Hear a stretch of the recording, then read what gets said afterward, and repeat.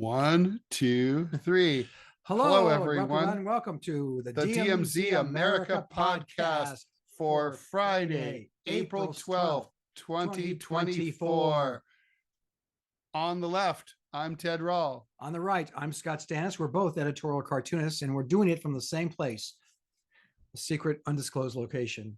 But we'll call it New York City. We'll also call it the Embassy of Belize, as indicated by the handsome flag in the background. Oh, Belize, you are Belizeable. We love Belize, the former British Honduras. You are the smallest little country in Central America. You are cute. Play ball. All right. So yes, Scott, it's a pleasure to have you here visiting here in Clovis Central. Oh, he just meowed. I don't know if the audience can hear that. So anyway, let's get to it. Okay. We never decided who's driving this episode. We're both driving. We're both driving. All right. It's going to be a beautiful experience for everyone watching this. It's going to be it'll be an experience. I guess we decide we're going to do the saddest story. We're doing the saddest story first. You can't even see it because well, that's okay. So a colleague of ours named Ed Piskor, who I've met. I wouldn't say we were friends, but I've been on panels with him at various cartooning conventions. I've been out drinking with him. I do know him, but we weren't like close or anything like that. But he was 42 years old. I say was because he recently died. He blew his brains out. There's no other way to put it. So what happened was he was effectively Me Too'd, and now he's dead. Now, I'm kind of wondering, by the way, why it hasn't happened more often that people who've been Me Too'd have committed suicide, because the level of stress must be absolutely incredible. Yeah. You know, well, you and I have both been involved and embroiled in some kind of controversy or another. That, thank God. Not that. No, good. No, don't get me wrong. No, but other stuff. And it's hard. It's difficult. It is very, very draining. It's impossible to describe just how distracting it is in your life. So this guy. So let's tell the story. Piskor, he had been approached. He was at the time 28, I believe, or he was 38. 38. Okay, 38. So this was 4 years ago, right during the pandemic. You know, and a 17-year-old aspiring female cartoonist contacted him. They exchanged texts, right? Yeah, it looks like it was either Twitter direct messages, or text messages. And he started to get kind of flirty. And if you read these, I mean, when I first heard the story, I was like, "Oh crap, what did he say?" I mean, this must be like egregious. Like, "Oh, I want to grab you by the," he's almost presidential. But you read this and you read the text and you go, "It's flirty. It's probably inappropriate-ish." Well, let's get to it. I mean, the two most egregious things that at least this young cartoonist who is now 21, she went on Instagram and she did a major data dump of his text messages and commented upon them. And in my view, tell me what you think. The most egregious ones were, and he said, "Well, if you're ever in my neck of the woods and you need a place to stay, I have a spare room." Yeah. And then the other thing he said was, God, what was the other thing? He asked how old she was. And basically, this is not a quote, but basically he said, "Are you 17 or are you 18? Because if you were 17, that would really gut me. That would suck." Which is kind of, you could interpret that actually as saying, I respect 18 as the age of consent. Although in Pennsylvania, where he lives, the age of consent is 16. But nothing happened. They never got together. They never met in person. And basically, she sat on this for 4 years. Obviously, she was very upset about it. And at some point, she decided to do what Gen Z people do when they're upset. And she took to Instagram and she posted very loud, screaming commentary about how he had been grooming her. Right. And what a disgusting, creepy old guy he was. Yeah. And if you, we're not going to quote them here, but if you do get a chance to read them, they're not. It's not graphic. It's not graphic. It's not grotesque. It's not appropriate. No, it's totally inappropriate. And I know that, Ted, you get approached by young cartoonists. We all do. As I do. And I treat it very seriously. I don't Yeah. You make very clear from your tone that this is going to be it's not going to be an ongoing communication. Right. We're not friends. Right. We're not going to talk anymore. This is like, thanks for, it's nice to hear from you. Love your work. All best. Yeah. Take care. So, okay. So they communicate, that stops, I'm assuming.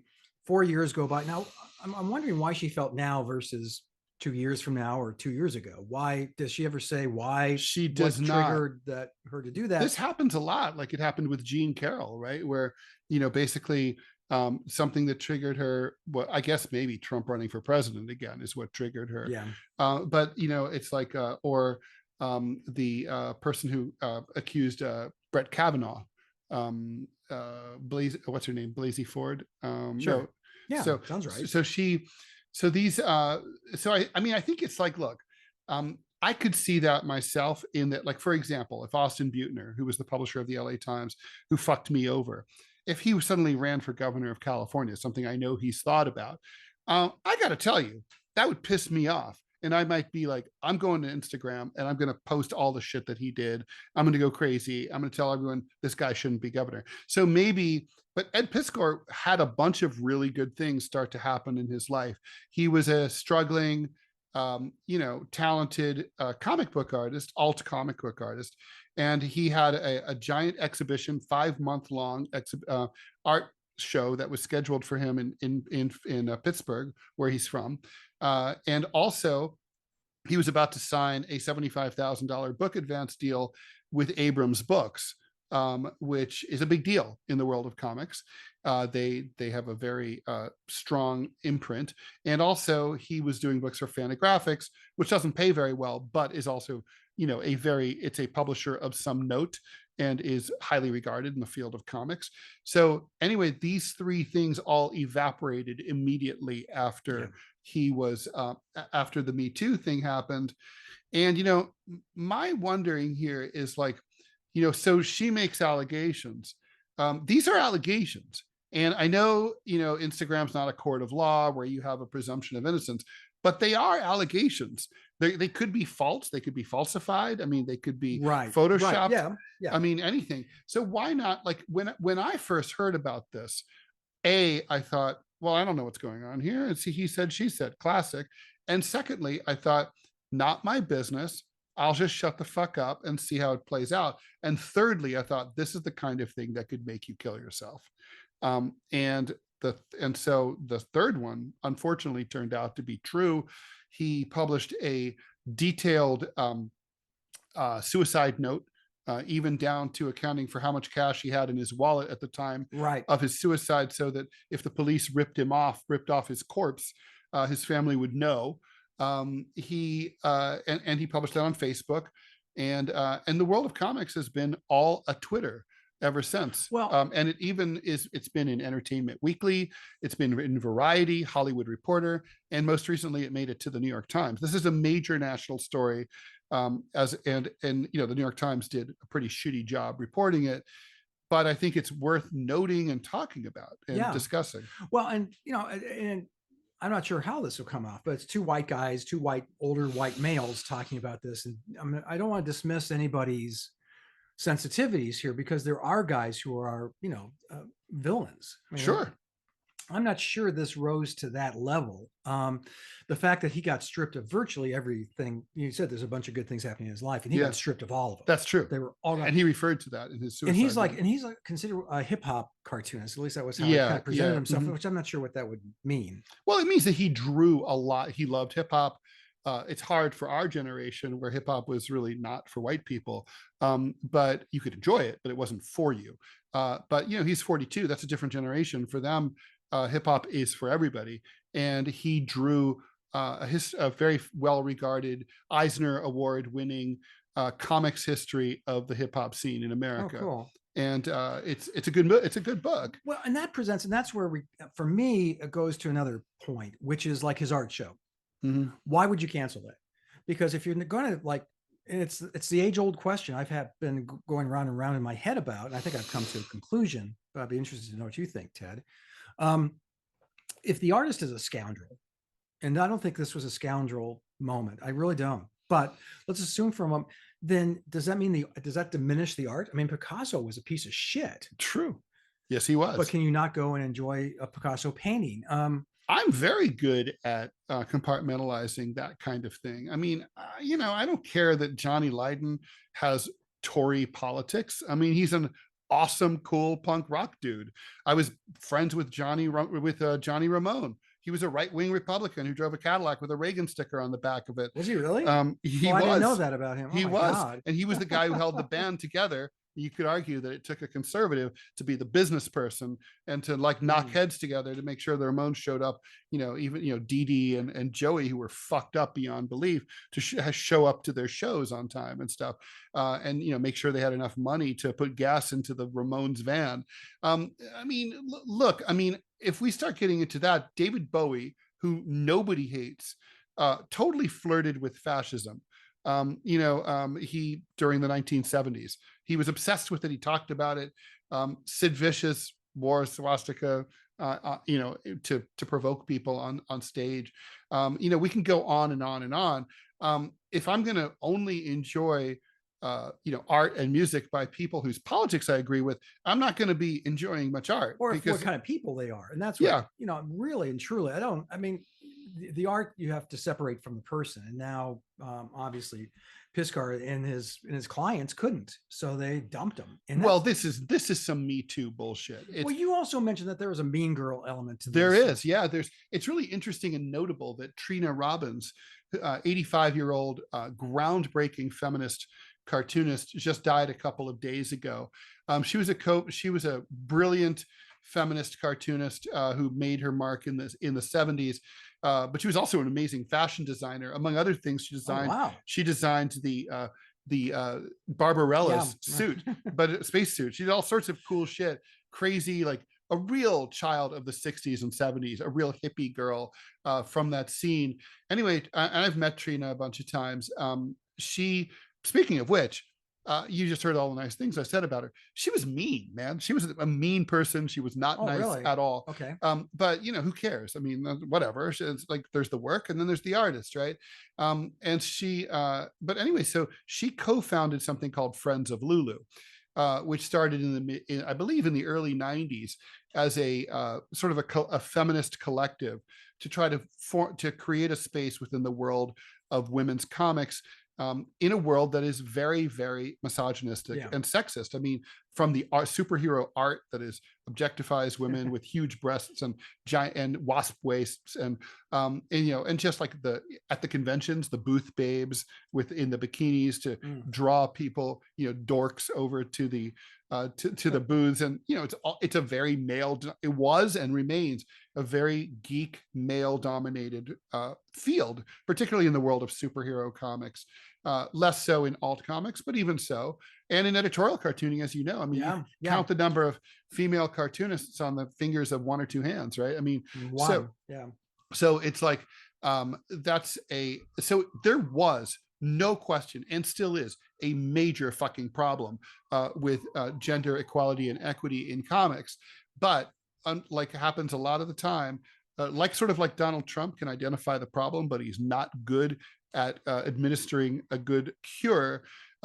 What's happened here is, instead of creating an open space where everybody can just enjoy each other's comics and work and respect each other as people, regardless of their sex or their gender, you have a world where these people, they've become their own little powerful, mean clique.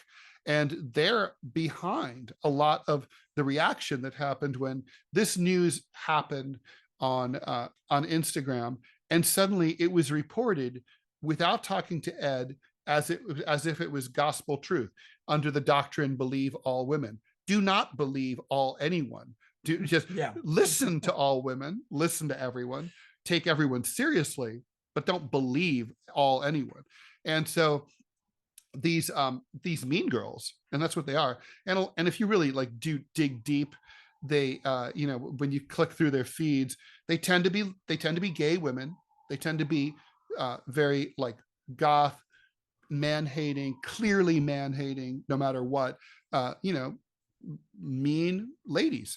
And they are, and so these people, they created 10 or 15 fake email accounts and Twitter accounts each, and they just flooded this poor guy who obviously was fragile. And look, if I'd talked to him before, I would have been like, look, go to Belize and just like, work at a bar, do something. You don't have to and also just, or come out and say, fuck you all. Yes. You all suck my dick. This is totally bullshit. I don't owe you any explanations. I didn't do anything wrong. If anyone thinks I did something wrong, here's my address. Hey, police of Pittsburgh, come and arrest me. Fuck you. He could have taken any number of tacks here that didn't involve this. Obviously, he was a depressive. Obviously, that's why this happened. But he was fragile. And I think, you're starting to see some very respected names, elder statesmen in the world of comics, people who are respected by me and by many other people, like Klaus Janson, who are like, enough is enough. And I think now a lot of these mean girls have kind of like gone to ground, and they're hiding out. But I got to tell you, I was reading some stories that were posted around the internet in the comments on, and I didn't know who the cartoonists are. Quite frankly, I'm not in that world. But the comments were scurrilous. They were like, good, he had it coming. Another groomer gone. It's just like, fuck you. It's really so psychotic. Well, just to take pleasure in another human being suffering, and to take pleasure in another person's suicide, that's you're a horrible human being sick. If you do that. There's something, fuck you. I mean, even if we took this all at face value, let's just say for the sake of argument that Ed Piskor was dying to crawl into the pants of underage girls. Okay, so that's wrong. And no one should do that. And obviously, I think we can agree. Yeah, everyone can agree with that. It's against the law, and it's wrong. It's immoral. But the point is that this is even if that's the case, it's like, people fuck up, people make mistakes, people do things that they shouldn't do. And this is way beyond the pale. He was pushed to suicide by these fucking crazy people. And the glee that they took in these comment sections, Ted, that's disgusting. It's disgusting. Yeah. And there's some really disgusting behavior. There is a woman who, if she watches this, she will know who I'm talking about, who is a very prominent blogger in the world of comics. I've known her for a long time, and she had a role in all this, and she did not choose to. And she basically mentioned it briefly, but like omitted her own role and sense of responsibility for what happened, and didn't own it, or even didn't even own it enough to reject her responsibility. And then she just sort of moves on and starts reporting about bullshit developments in like the latest reprint of, Iron Man numbers 57 or whatever. And like, it's like, I'm sorry, but you're not going to be able to escape this easily. I mean, this is going to be remembered. And I think that like what's happened is the Me Too movement has gone too far in a lot of fields, but in particular in comics, comics fans are dorks. They're obsessive, and a lot of them are very poorly adjusted people. And so, the bad inclinations of like sort of a cultural revolution struggle session go even further when you're talking about comics than it would like in Hollywood or politics. Okay, so listen, I mean, I'm looking at and thinking when the Me Too movement really took off and really was, again, gleefully capturing, some of them justified, some of them not, quite frankly. Quite a few. The pelts to add to their victories. I worked in for a women's group in the 70s when, you still had Miss Buxley being chased around the desk by the general and Beetle Bailey. I mean, so I do, weirdly, I know for someone of my politics, but I worked on the campaign to unseat a judge. He was, there's a case in front of him, this girl, she had been dating this guy, they broke up. And then before school, he said, hey, listen, we're going to smoke a joint. You want some? And she said, yes. And he and three of his other friends proceeded to rape her. The judge ruled him not guilty of anything because she had it coming, because she had been sexually acted. Yeah, it was horrible. He was a dog. He's a horrible judge. We worked hard. We had him replaced. And that was actually the first campaign I ever worked on. The first time I ever voted was in that election. But so, I mean, I say all that just to say that there's a lot of sympathy because the situation for women, I mean, you and I can't speak to that because we've never experienced that. True. But in this instance, I mean, again, but there's also due process, and there's also just doing the right thing. And if you're gleeful that you've driven someone to suicide, well, fuck you. Or how about just hang back? Like, when you hear about an accusation on the internet, it's just that, it's an accusation and you don't know if it's true. I mean, when my whole bullshit started with the LA Times, I remember calling all of my business associates, my agent, my syndicate, my publisher, and I said, listen, I don't need you to support me at all. I will just tell you that this is bullshit and it's not true, and I will show that. All I'm asking you to do is to hang on the fence, sit on the fence, and don't say anything, don't do anything, just sit tight. I promise you in a week or two, you're going to know what happened. And they did. And then they did that, and they did find out that I was telling the truth. And like, I'm not sure I would get that kind of consideration anymore. It's things have really, an accusation these days is as good as a conviction. Well, you and I mean, when something like this breaks, and I almost always wait a few days, which is I'm rare because there really is a charge in our industry now that you do the cartoon, it has to be out today. Right. When did we become ADD nation? When did we become that you have to say things right? Like, okay, it's the internet. It's great. It's elections, election night. Well, it's 11 p.m. and we still don't have results from half the precincts in, Alabama. Sure. Well, okay, they're counting them. There may be paper ballots. Can we wait? 24 hours? I think we can. I mean, there's no. Well, that was like Bush v. Gore. They said like, oh, we can't wait anymore. Why not? Yeah. They ruled on December 20th. They have until January 20th to inaugurate the president. I mean, they could wait. What's the difference? The country wasn't burning. Nothing was going to happen. And look, the Supreme Court's reputation was destroyed for a generation or more. Yeah. I mean, I don't know that it's ever recovered. I mean, I remember on 9/11 that already, like by 11 o'clock in the morning, the major networks like CNN were already speculating about who might be responsible. In the background, the World Trade Center is burning merrily. And they're like, oh, so we think this might be Al-Qaeda. You don't fucking know that. You don't know anything. I mean, what are you doing? And like you, I'm going to mention a cartoonist. I won't mention him by name, but when Congresswoman Giffords was shot, this cartoonist who works in Tucson, and he later recognized his mistake, but that afternoon had a cartoon online that said this is all Trump's fault or the NRA. This guy's obviously a Republican. He's obviously a MAGA guy. And it's like predicated on literally zero. It turns out the guy was a registered Democrat. Pulled out of his ass. Yeah. No, it's wishful thinking. It's like, they're bad people. I can attribute bad things to them because I want to. The New York Times did that to Sarah Palin. Remember when there was a mass shooting, and they said, oh, well, obviously this mass shooting was encouraged by some poster that she had sent out that showed, I think it was actually Giffords, that showed like the congressman's faces like with a target over them. Yeah. And it had nothing to do with that at all. It was just bullshit. They just made that up.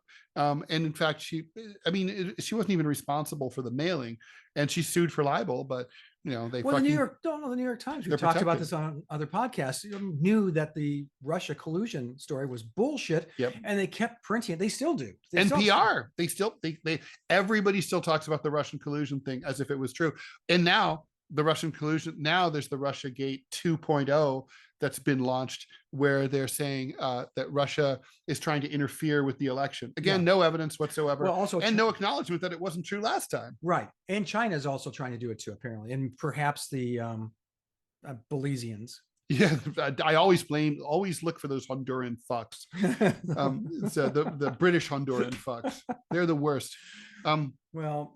It's look, I think the thing is, the lesson here is not to think that everybody who's accused of like grooming a young girl or raping a girl or whatever is innocent, or that guys are great. It's like the lesson here is to just take a big like cup of shut the fuck up until you figure out what's going on.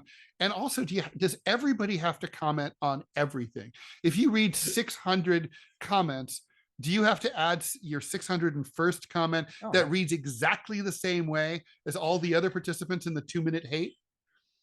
No, I'm going to say no. You don't. Okay. You do not. All right. Well, we'll leave that there. I'm glad we have some agreement there. Ed Piskor, rest in peace. We're sorry about what happened to you. We're back as promised in the same location. face to face, nose to nose. Scott Stantis, editorial cartoonist, smackdown coming from the right. And editorial cartoonist Ted Rall coming to you from the left. You're not going to do it like this. Smackdown. So, speaking of abortion, which I guess we all are now, Arizona has the Arizona Supreme Court, which was appointed by mostly by Governor Ducey, which is a great name. It just doesn't sound like, well, a cute way to say you have to go to the bathroom. I'm going to make a Ducey. It does. But that's because I'm 5. Is he related to the Fox News guy, Ducey? I would not surprise me. Okay. Anyway, so he appointed the Supreme Court justices who apparently are, stupid. And they took an 1864 law that makes abortion of any kind except for life of the mother. It outlaws all. And so you can be raped by your uncle and you are going to have to carry that baby to term in the great state of Arizona. Correct. The legislature met the next day. The Democrats introduced some legislation to amend the law to say that, okay, can we at least have some exceptions? The Republicans said no and walked away. So this whole thing, this is a big deal, I think. I think it resonates across the country because it illustrates every Democrat's view of Republicans as being insane.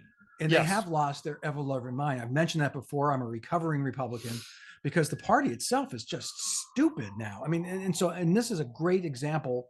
And you mentioned it. We were on the phone the other day, and you mentioned, and you were right, that this just confirms everyone's opinion that they have gone wackadoodle. Yeah, here's the thing that's really important. Look, we have a tendency, as we should rightly, to focus on the dilemma of someone who's pregnant and needs an abortion for, really any reason, and how horrible it is that, like, if they're rich, they can go to another state and get it, but if they're poor, they can't. The class aspect of this really bothers me. The lack of control over a woman's body bothers me.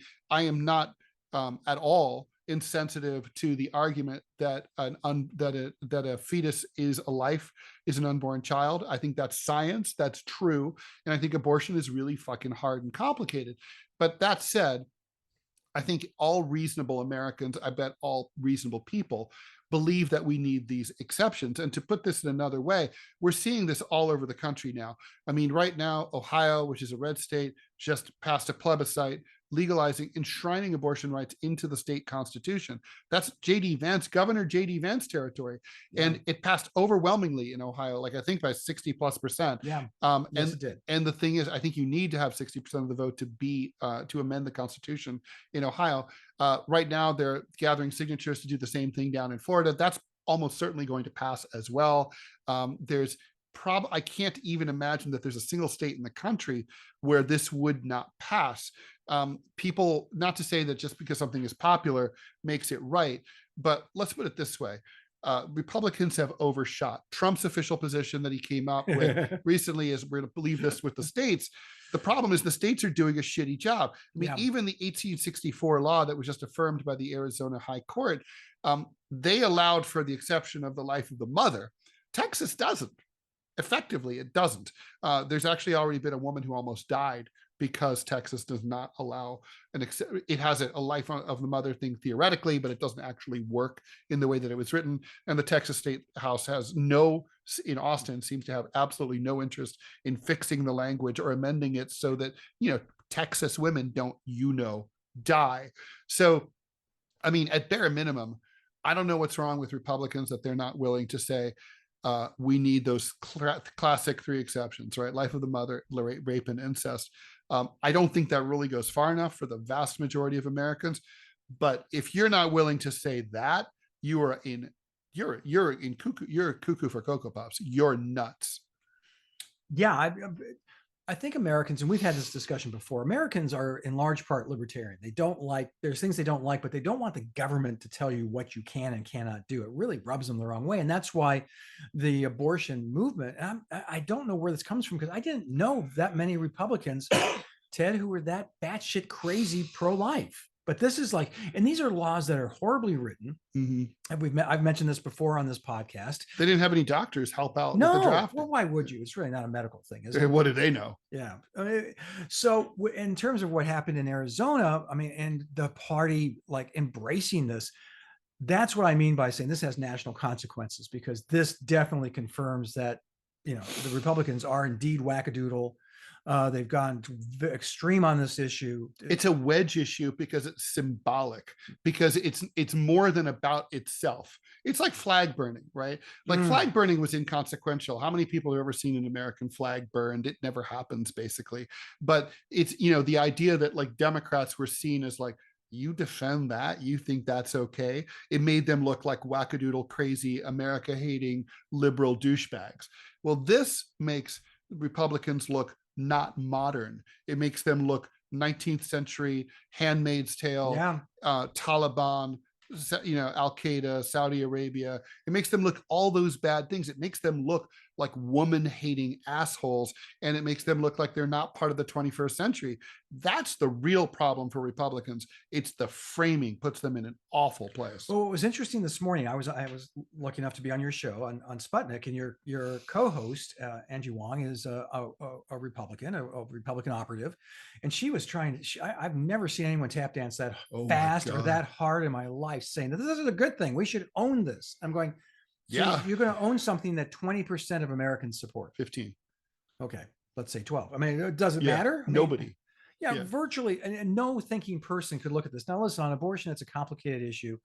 Ted mentioned that it's a tough decision to make. I mean, I don't take it lightly, and I don't care for it. But this kind of ban, and by the way, these are the same assholes who are gleefully giggling about executing someone with carbon monoxide, and like, true. And he's strangled. That's the culture of life. Yeah. You either believe in the culture of life or you don't. I mean, in my view, I think you have. They're also a bunch of warmongers too. Well, there's that, but you're not really killing white people. That's a good point. Yeah. Thank you. If they're not white, are they really alive? That is a I mean, no, it's like a really it's a disgusting situation. I think Republicans are going to need to own it. They're either going to go down with this or not. I mean, it kind of almost, I don't know if I would be confident enough, like the Biden and the Democrats, to think that like, oh, this will erase concerns about the economy or the border. Or Gaza. I'm not so sure about that, but it's certainly like, it's the kind of thing that not just women are looking at, and they're thinking, do we want these people to govern? Donald Trump is smart. He knows this is a really bad idea. Yeah. I think this is where he needs to lead his party and just tell them he has taken complete control of the GOP. Oh yeah. At this point, it's time to use that control and tell the far right wing, you guys got the Dobbs decision. I appointed 3 right-wing, pro-life Supreme Court justices, which is how you got Roe v. Wade gone. So you're welcome. Now cut the shit and like, let's get real here. Yeah. I'm curious to know if he can do that. I'd be curious to know what he's doing behind the scenes, because he's also a phone guy. Yeah, he is. And is he? But you've got the state legislatures are really out of control. Like in Ohio, the state legislature is trying to undermine the new amendment that the voters passed. They want to try to pass their own law that just overturns it. Florida has already said that they want, the Florida state, the House has said the same thing. They want to do, the Florida Republicans want to do the same thing. I think that when you have a plebiscite, you have direct democracy. You do not take representative democracy to cancel direct democracy. Right. No, I had not heard any of that. That's insanity. But you're right. The legislatures, and I mentioned a moment ago that these laws are written by morons. And so the red states are hemorrhaging OBGYNs because, and there's already a crisis in healthcare anyway. So couple that with, because they can't provide proper care. They can't, and they're scared shitless. They don't know what they can do and what they can't do, because again, the law was written by morons. Yeah. No, I think it's going to be very interesting to see how this all plays out. Yep. So there you go. We'll be back. You're listening. Bless you. I'm sorry about that. Allergies. Now, that's what he says. It's probably COVID. I'm going to go. Yeah, a little COVID never killed anyone. Did it? Anyway. I can't remember. Who? It was more than a week ago. I'm an American. I don't remember these things. Anyway, we shall return with one more segment of the DMZ America podcast. I'm Scott Stantis, editorial cartoonist, coming to you from the right. And I'm Ted Rall, editorial cartoonist, coming to you from the left. We'll be back. We will. Stick around. Hey there. Welcome back to the DMZ America podcast for Friday, April 12th, 2024. I'm Ted Rall, coming to you from the left. And I'm Scott Stantis, also in the same time zone as Ted Rall. Extremely, exactly in the same time zone. Well, not exactly. We still have this distance. It's got to be That's like true. a nano moment. That's true. We don't know what the fuck we're talking about. I'm Scott Stantis, editorial cartoonist, coming to you from the right. So Gaza, what's left of it? Yeah. We still don't know what Netanyahu's end game is. He has not been forthright about that or forthcoming.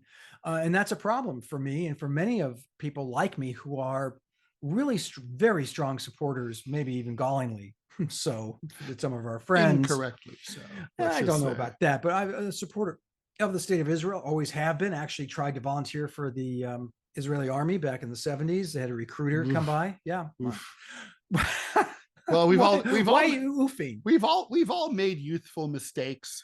No, the funniest part was the guy was there and I said, hey, listen, I really respect the state of Israel. You guys, it was also the 70s where they're the people with balls. They were fighting against, they were being surrounded by enemies, being attacked all the time. They were a democracy in the sea of dictators. Sort of a democracy. Except for the apartheid.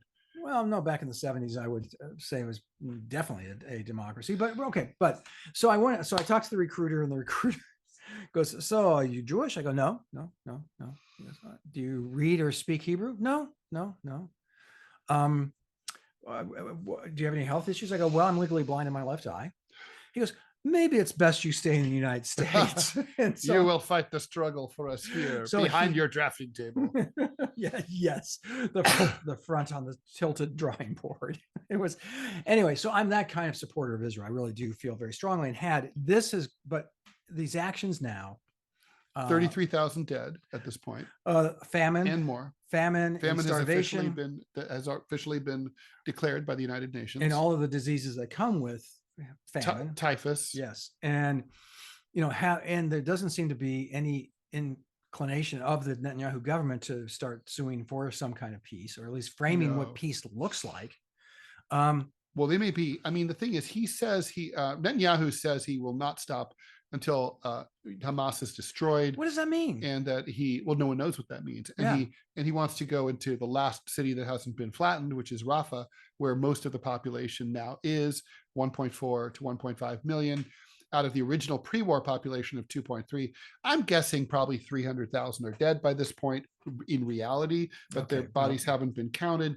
I find it another way to look at it is I don't think 900,000 people are still living in the flattened parts of northern and central Gaza. I just don't. Where are they? I think probably it's more like 1.7 are in Rafah, but it's an estimate.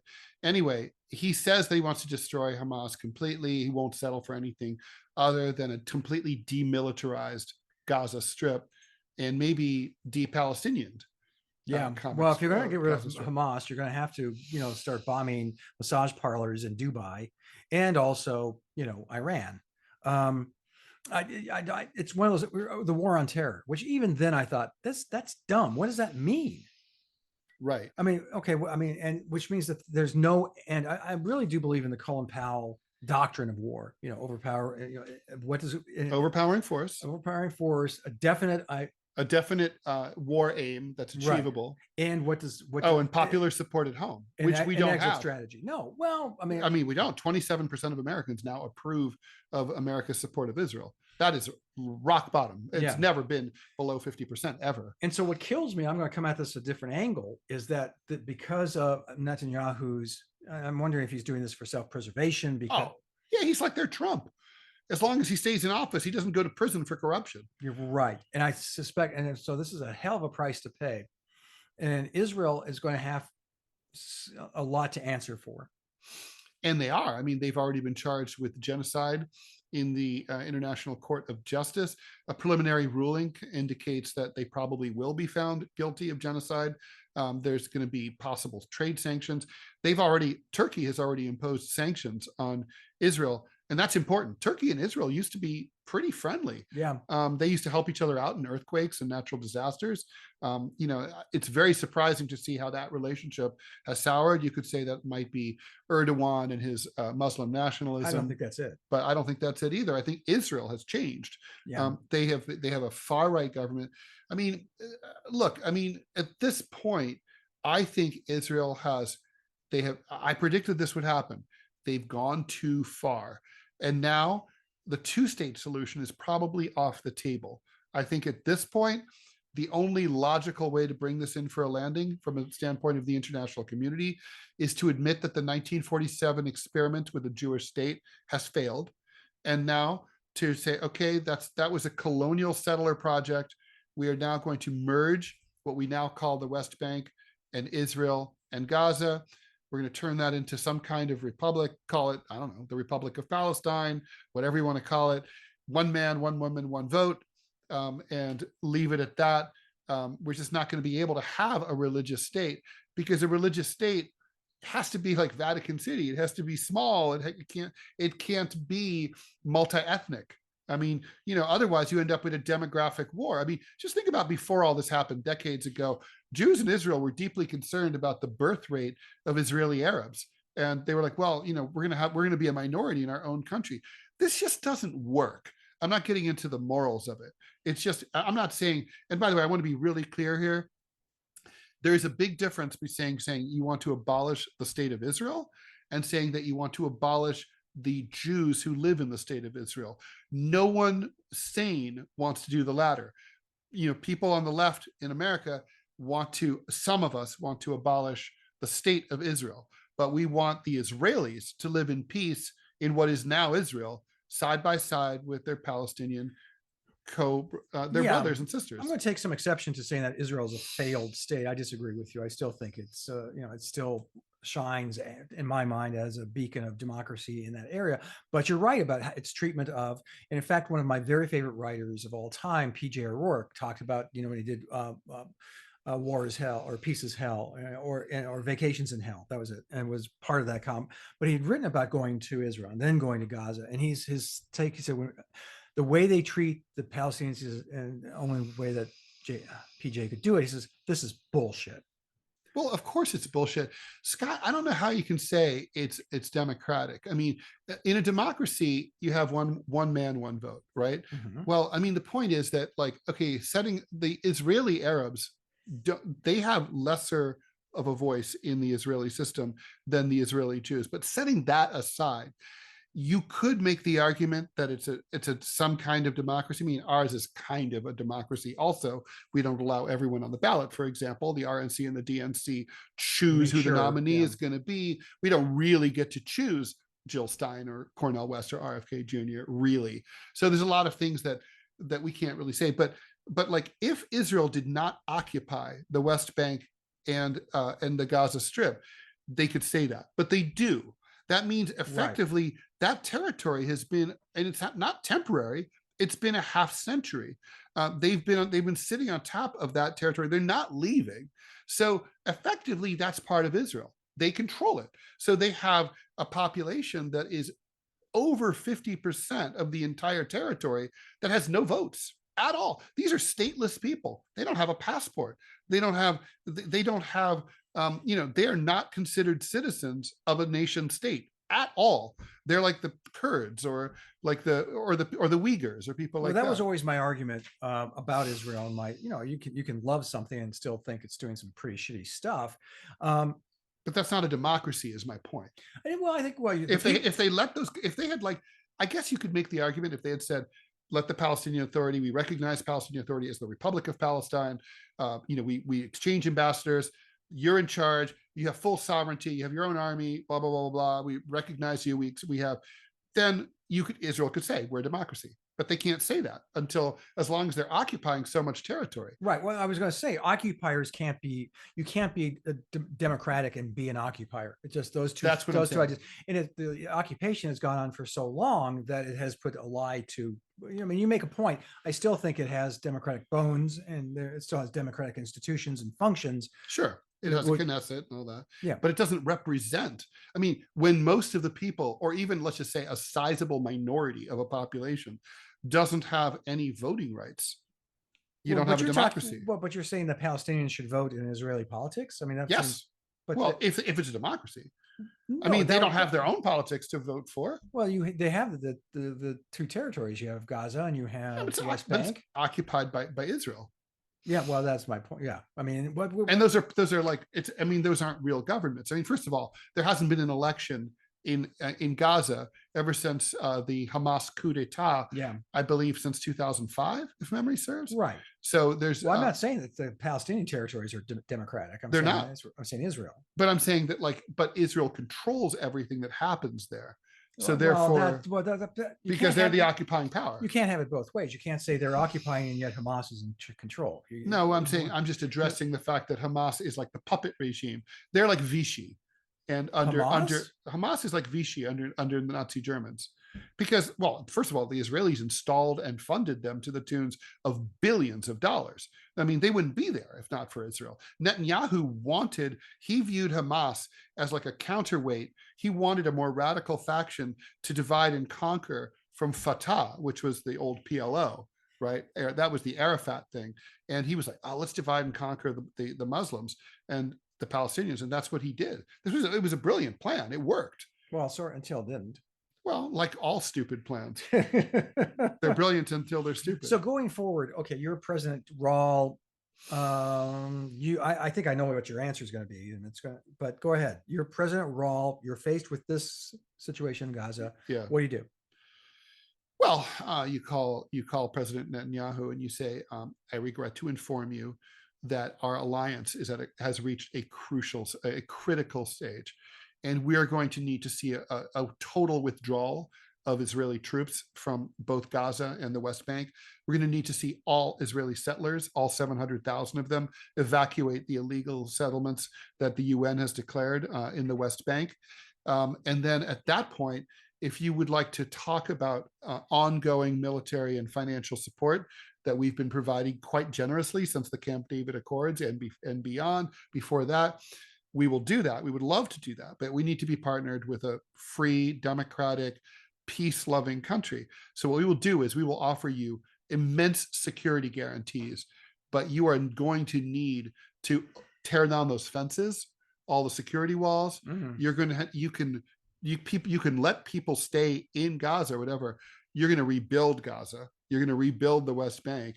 You're going to get out and you're going to leave it be. And eventually we're going to have to move to a two-state solution. If you don't do that, and I understand that you may not want to do that, the U.S. is not going to be able to be your ally going forward. We may have to sever diplomatic relations. We don't want to do that, but that's where we're at because you've gone too far. The opinion of the world has turned completely against you. The visuals are heinous. You lost 1,200 people on October 7th. Now you've killed many, many times more than that, 30 times more than that. You've gone too far. And before we tie things up, I did want to touch on this. Nothing has happened as of the recording of this podcast, which is now currently 6:30 Eastern time here on April 12th. But Iran said that there is going to be some kind of retribution for the Israeli bombing of the Iranian consulate in Syria. I don't know what that could be, but whatever it is, it's going to be unpleasant. The Middle East is on high alert. The Wall Street Journal exclusively reported today that there's intel that says that the attack will occur in the next 48 hours as of this morning. So over the weekend, typically these things do happen on weekends, but generally speaking, they're not on the West's schedule. So the Iranians are going to be very careful. They're going to do something that is dramatic enough to send a message, but not to start World War III, not go too far. It'd be interesting to know what exactly that would be. I mean, could you imagine? I mean, if they foist an attack in Israel, that would be bad. No, I mean, it would be. No, I mean, yes. I mean, it's not look, I don't think the Israelis should be exempt from being attacked. After all, they attack everyone else all the time. After all, they bomb the airport in Damascus all the time and nothing ever happens because the Syrian government is so weak. But I mean, the point is, it would be bad geopolitically because the Israelis are like rabid dogs and they're run by maniacs right now. So they might over retaliate and it could end up with direct attack on Iran. Then you would have it's a hot war. It's a hot war between two very powerful countries, one of which, Israel, is nuclear armed. Yeah, well, and Iran may or may not be. Probably isn't. Okay, they're close. Well, it's like they can be whenever they want, but there's also telemetry and the delivery systems. But regardless, hard. do you really? I mean, do you really want that? And we don't. I mean, that's the point. So we'll hold tight when they do. When and if that shoe falls, we'll definitely pod about it. Of course. If there's anything left, pod from. So you're going to be in New York. I'm leaving tomorrow. So yeah, you'll be good. Yeah, you can do it for me. Yeah, Ted would want me to say that. Yeah, exactly. Israel's just Jake. Israel's awesome. Team Israel. Okay, well, this is a first. This has been fun. So fun. Yeah. So where can we see all things Theodore? You can go to Rall. my website, rall.com, RALL.com. You go to whowhatwhy.org, gocomics.com/Ted Rall. You and I are both on Centerclip, this app that you can find on all the app stores, which is 30-second to 5-minute mini podcasts about different topics. And also, I should say, this is a secret. So this book in 2024, which I did back in 2001, I am about to reissue annotated and in color. In color. It's going to be pretty. Coming to you live with a new color. And I made all these predictions about what the year 2024 would be like. I'm going to have to reread some of them were right and some of them were wrong. And you'll get to see if I was completely full of shit or not. Some of you already have an opinion on that. Yes, well, naturally. Scott, where can we find all things Stantis? Go to gocomics.com/Scott Stantis to see my editorial cartoons. Go to gocomics.com/Prickly City to see my comic strip. We're trying to get my gallery back up at the Chicago Tribune, so don't do that. But you can go to dallasnews.com, which is the Dallas Morning News site, and see the work I draw for them. Ted already mentioned Centerclip, and there you go. Prickly City. Don't forget Prickly City. Oh, well, I said Prickly City. Oh, yeah. GoComics.com. Right. I literally get pennies a month for you. Those are American pennies, though. That's right. Not Belizean ones. No, that would be sweet, though. Sweet, sweet Belizean pennies. Those are worth 50. Those are worth half a cent. All right. Thanks, everyone, for listening. We will see you again in the near future, I'm sure. Bye, everyone, and take care and stay safe. Bye. Bye.